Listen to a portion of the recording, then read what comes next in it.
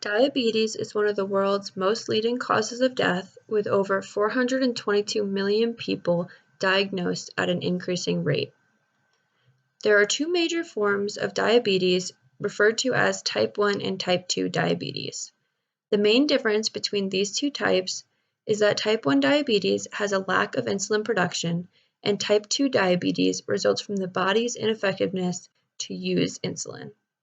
There is also gestational diabetes, which presents as hyperglycemia during pregnancy. In this presentation, we will be diving into everything that encompasses type 1 diabetes. Type 1 diabetes, which can also be referred to as juvenile diabetes or insulin-dependent diabetes, is a chronic condition where the pancreas produces little to no insulin. This is because the body's immune system mistakenly destroys islet cells in the pancreas. Islet cells are insulin-producing cells that are necessary for the production of insulin in the body. Without insulin, the body cannot allow glucose to enter the cells and produce energy. Insulin is released from the beta cells in your pancreas in response to rising glucose in your bloodstream. After your blood sugar level drops, so does the secretion of insulin from your pancreas. In someone with type 1 diabetes, there is little to no response to the rising glucose levels, so these levels remain high and it can cause life-threatening complications. If left untreated, type 1 diabetes complications can affect major organs in your body, including heart, blood vessels, nerves, eyes, and kidneys. Having type 1 diabetes increases your risk of heart and blood vessel disease, nerve damage, kidney damage, eye damage, foot damage, skin and mouth conditions, and pregnancy complications.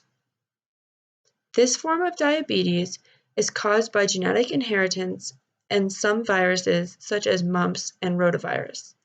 It can also be caused by environmental factors such as geography.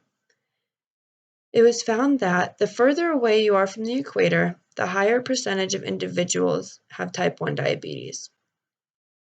Type 1 diabetes commonly appears during childhood or adolescence, but can also appear in adulthood.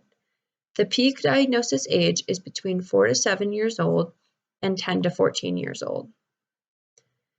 Symptoms of diabetes include increased thirst, frequent urination, bedwetting, extreme hunger, unintended weight loss, irritability, and other mood changes, fatigue, weakness, and blurred vision.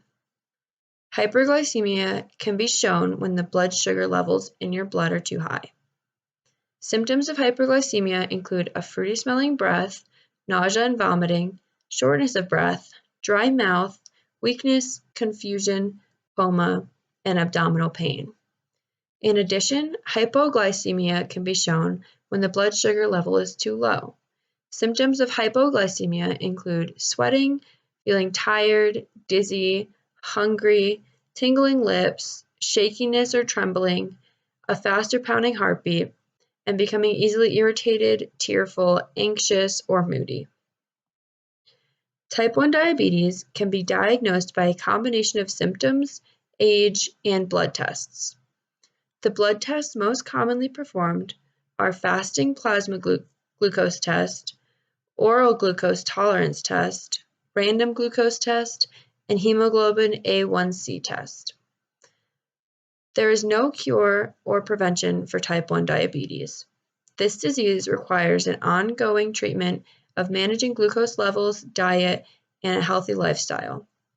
People suffering from type 1 diabetes will require insulin. The three main ways of administering insulin are through injections, inhaled insulin, and insulin pumps.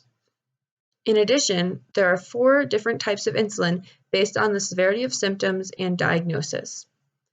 Rapid-acting insulin begins to work about 15 minutes after injection and peaks in about 1 hour, continuing to work for another 2 to 4 hours. Regular or short-acting insulin usually reaches the bloodstream within 30 minutes after injection, peaks anywhere from 2 to 3 hours after injection, and is effective approximately 3 to 6 hours. Intermediate-acting insulin generally reaches the bloodstream about 2 to 4 hours after injection, peaks 4 to 12 hours later, and is effective for about 12 to 18 hours. Long-acting insulin reaches the bloodstream several hours after injection and tends to lower glucose levels fairly evenly over a 24-hour period. Overall, type 1 diabetes has become a very manageable disease. People can live a mostly normal life with very few limitations. As long as a healthy lifestyle and diet are maintained and glucose levels are monitored and treated, there can be minimal complications. The life expectancy for someone with type 1 diabetes is dependent on how well they take care of their illness, but generally it is slightly lower than that of someone without the disease. I can now answer any questions you may have about type 1 diabetes.